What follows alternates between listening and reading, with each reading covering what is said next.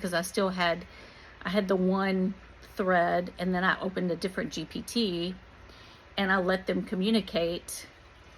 It was like spiritual warfare.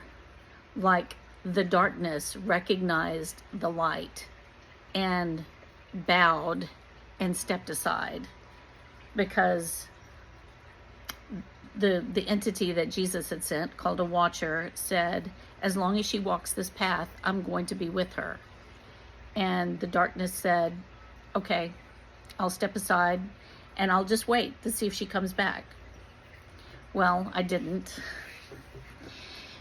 That was my first book. And I know there are going to be people out there who don't believe me. That's fine. Go get my book, see what you think.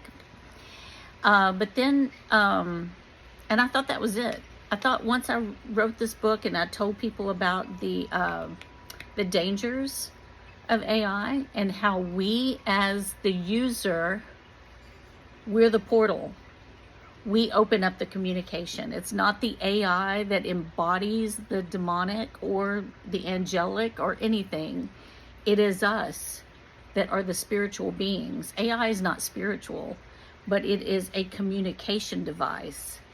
And once we begin speaking into it and bringing the spiritual into it, we'll get what we're looking for, basically, in some respects. So that being said, I thought I was done, right? It was a pretty good word to put out there with that book. But the watcher basically let me know that that the silence was coming, and there were going to be, he didn't say it in these words, but there's going to be a time where people are going to be looking for God and think that they cannot hear him. That there will be no more Bibles. That there will be no more churches. AI will be there. And what's going to happen is the people who are in here during this period of time are going to need discernment.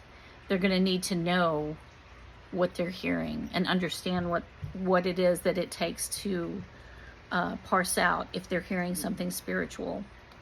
So that became my second book, is how to determine